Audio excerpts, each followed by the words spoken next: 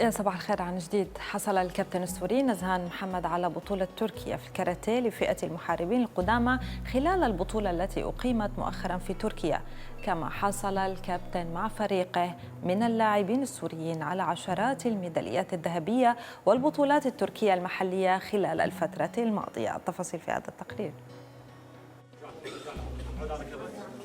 الرياضة هي خبرة ولياقة، فإذا كان جناح واحد موجود الجناح الثاني ما بيحسن يساعده.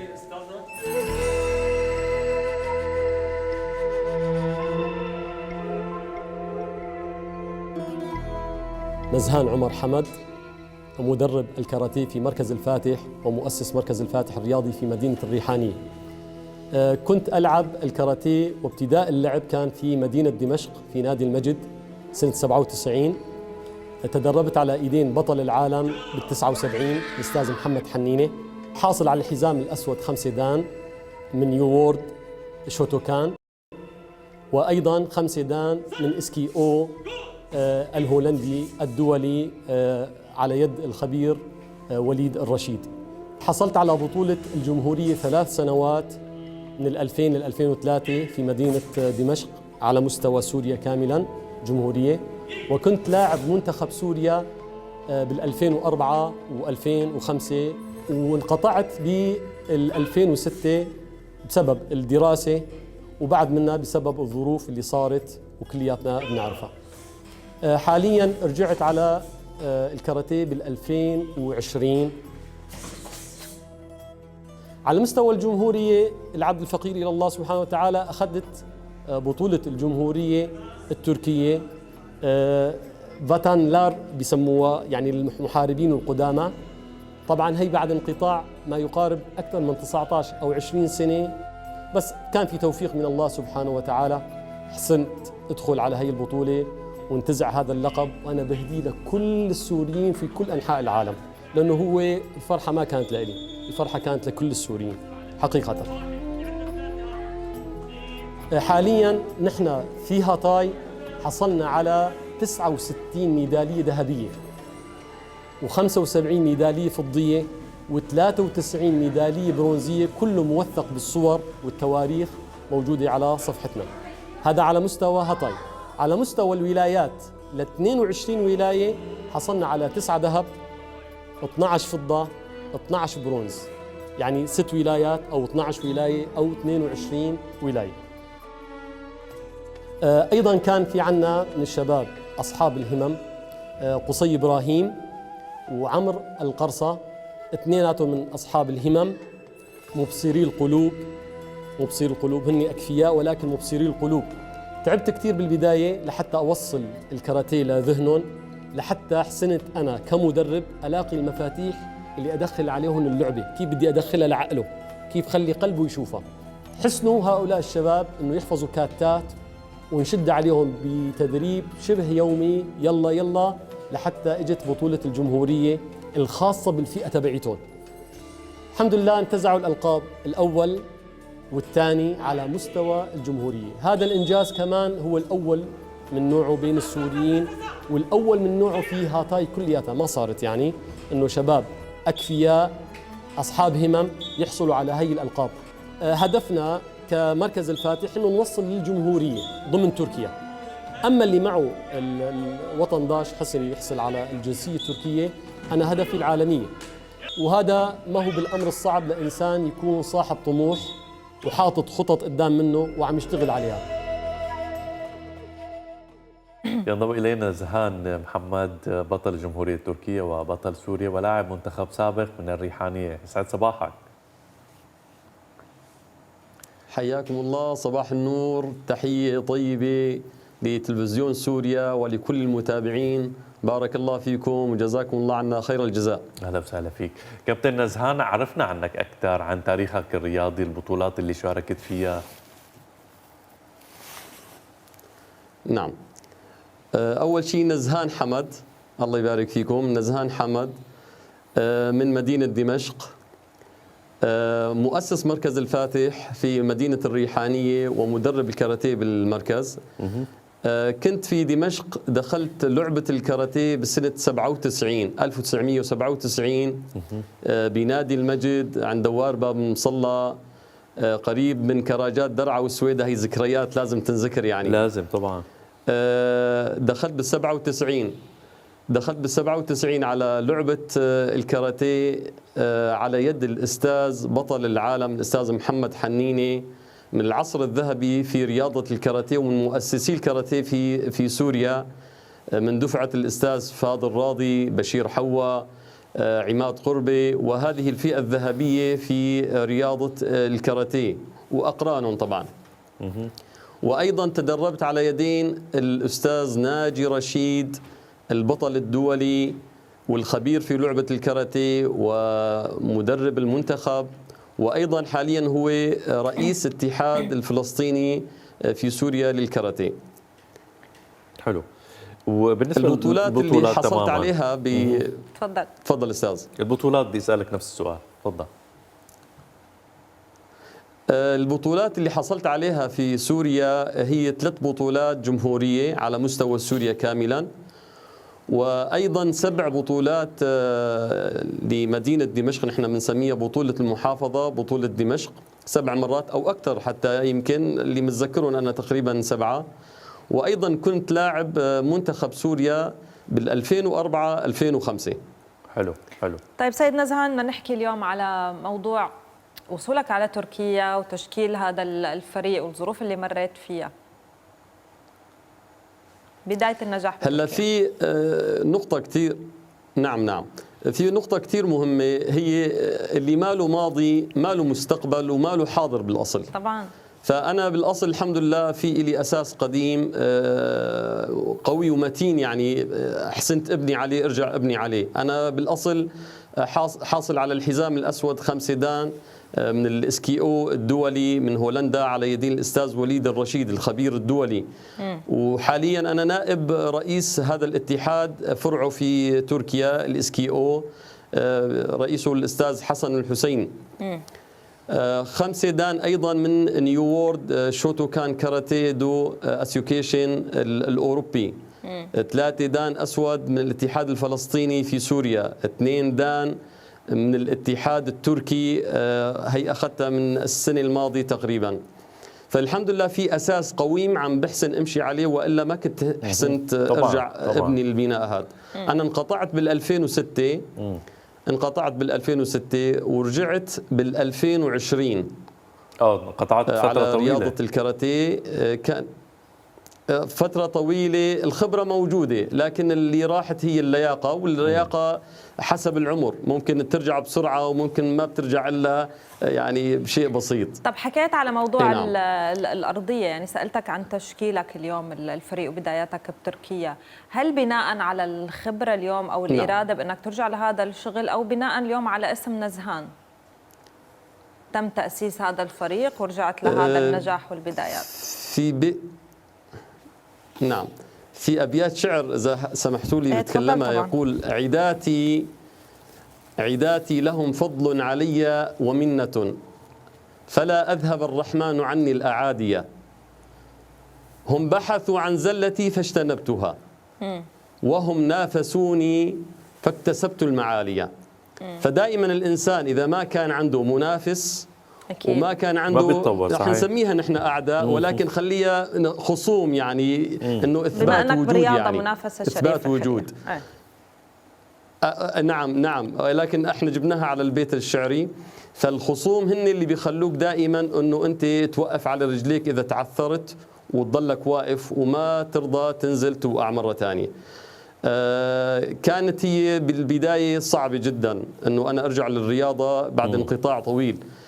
كان في 12 طفل يتيم، كانت النواة تبع المركز الفاتح الرياضي. هدول الأطفال كانوا بشكل مجاني، وللآن في 5 منهم تقريبا مستمرين معي. حلو. منهم الآن أبطال، شاركوا بالنصف النهائي لبطولة العالم، وشاركوا بالبطولات الجمهورية، وحاصلين على الحزام الأسود 1 دان التركي. هؤلاء هم النواة، 12 طفل يتيم بدأت معهم، وكان الجهد والجهد التعب الجسدي والنفسي انبنى من هون، من هي النقطة، بال 2020 مع كانت او التحديات قبل؟ الظروف اللي احنا بنعيشها في المهجر. نعم أستاذنا. بال 2020 كانت ام قبل؟ 2020 هذا الأساس اللي بلشت فيه. نعم 2020 الشهر الثالث تقريبا، قبل ما أسس المركز الخاص فيني. كان في هنيك نادي للكيك بوكس، أخ اسمه أبو محمد، نادي متواضع. اشتغلت معه على أجرة نصف النصف، كانت أجرة بسيطة جدا يعني. أما هؤلاء الأيتام كانوا هم النواة وما أخذت منهم شيء نهائيا، والآن هم مستمرين معي وما عم باخذ منهم شيء. طيب كابتن مستمرين معي ما اخذت منهم شيء. كابتن يعني من 2020 لهلا نحن بال 2024 وكان في اكيد توقف بوقت الكورونا، يعني يعتبر زمن قليل لكل هذه الانجازات ما شاء الله. احكي لنا شوي على البطولات اللي شاركتوا فيها، الانجازات، الميداليات اللي حصلتوا عليها. الابطال اللي عندي حقيقة انجزوا انجازات رهيبة جدا بوقت قصير، أنا رح سميه تقريبا 4 سنوات. بالمقارنة بده شغل وجهد ما يقارب 10 سنوات أو 12 سنة. الإنجازات، في إنجازات محلية، في إنجازات على عدد ولايات، في إنجازات جمهورية نحن بنسميها اللي هي على كل تركيا. الإنجازات المحلية كان في عندي 69 ميدالية ذهبية، وفضية 75 ميدالية، برونزية 93 ميدالية برونزية، يعني مركز أول ثاني ثالث. هذا العدد نحن حاصلين عليه بهي السنوات في ولاية هاتاي. على مستوى 6 ولايات أو 12 ولاية أو 22 ولاية حصلنا على 9 ذهب، 12 فضة، 12 برونز. على مستوى الجمهورية 2 ذهب، 1 فضة. طبعا اللي حصلوا على الجمهورية في عندي شباب من أصحاب الهمم، الأكفياء المكفوفين، اللي هن مبصري القلوب. أنا بسميهم مبصر القلوب. هذا بيشوف أكثر من عيونه وبيشوف أكثر من المبصر حتى، لأنه هذا بيشغل عقله وحواسه كلياتها ليوصل للمعلومة اللي بده إياها. الشباب هن قصي إبراهيم وعمر القرصة. هؤلاء الشباب تعذبت كثير بالبداية معهم، لأنه المدرب بياخذ جهد كثير لحتى يوصل معلومة للاعب. فإذا كان اللاعب ما عم يشوف قدام منه، كيف بده يوصل له المعلومة؟ صحيح. طيب هلا وصلت للمفاتيح اللي لازم أنا تفضل استاذ. يعني بدي قاطعك معلش. هلا في نوع من التمارين بيغمضوا عيونهم، ما بعرف اذا موجود، نحن بنشوفهم بالافلام بس انا ما عندي ابدا خبره، ما بعرف اذا كاراتيه او جودو. هيدا بيغمضوا عيونهم نعم وبيلعبوا، فبيعتمدوا على حواسهم وعلى السمع وعلى جميل جدا. هاي النقطة اللي أنا وصلت لها إياها، أنه أنا أوصل اللاعب هذا أنه العقل اللاواعي هو اللي يشتغل. بالبداية أرسم له الرسم اللمسي، الحواس تبعاته اللمسية، وأوصل له العقل اللاواعي لحتى هو يرسم بمخيلته الشيء اللي بده يساويه ويحطه على أرض الواقع. فإحنا باللعبة الكاراتيه حتى بنوصل لدرجة أنه لاعب الكاتا آخر فترة بيصير بيطمش عيونه بيسكرهم وبيلعب وهو مغمض، لحتى يعرف المسافة بين رجله وبين البساط، ويعرف المسافة اللي بين إيده وبين الخصم، ويعرف يركز تركيز عالي معتمدا على حواسه قبل بصره. جميل. الشباب هدول تفضلي. سيد نزهان، اليوم موضوع حصولك على هذا الكم أو حصول الفريق إذا فينا نقول والبطولات على هذا الكم من الميداليات الذهبية والبرونزية، مين اليوم بيساعد هذا النادي أو هذا الفريق؟ هل في دعم اليوم تركي؟ في مشاكل معينة بموضوع يمكن السفر أو ما شابه؟ مين الداعم هلا اليوم نحن للفريق؟ كدعم نحن داعمين ما في، هن أولياء أمور بيدفعوا أجور بسيطة بالنسبة لغير أندية، لأنه نحن في عنا نقطتين أنا دائما بقول لهم للأهالي وللعيبة اللي موجودة عنا. أنا عندي جناحين لازم أمشي فيهم. جناح اللي هو أنا أشوفهم على المنصات التتويج المحلية والدولية والعالمية، والأيضا الجناح الثاني اللي هو الحياة اللي بدها تستمر، اللي هو موضوع الرزق. فنحن عم ناخذ احنا بنسميه عائدات أو اشتراك شهري بسيط من الأهالي، من أولياء الأمور. هذا الدعم تبعنا، ما عندنا دعم نهائيا. أما في نقطة ثانية، إذا كان اللاعب أخذ المركز الأول في الولاية، الدولة هي بتعطيه التكاليف اللي بيطلع فيها على بطولة الجمهورية أو بطولة الولايات، إن كانت بطولة مدارس أو بطولة ولايات. أما نحن في عنا نقطة كتير مهمة، إن إحنا بعد الجمهورية ما عنا أي نشاط آخر، يعني توقفنا. فهي نقطة سلبية كتير بالنسبة لنا كلاعيبة سوريين موجودين على الأراضي هون. السبب إنه نحن إذا بدنا نطلع فوق الجمهورية معناتها بدنا نطلع على الدولية. الدولية باسم مين بدنا نشارك؟ صحيح. إذا كان معنا جنسية تركية رح نشارك باسم الأخوة الأتراك. أما إذا ما كان موجودة، فنحن كسوري ممكن ما عنده جواز سفر، ممكن ما تسمح له السلطات، ممكن عوائق كثيرة، فهي صحيح. مشكلة بالنسبة لنا. أي نعم.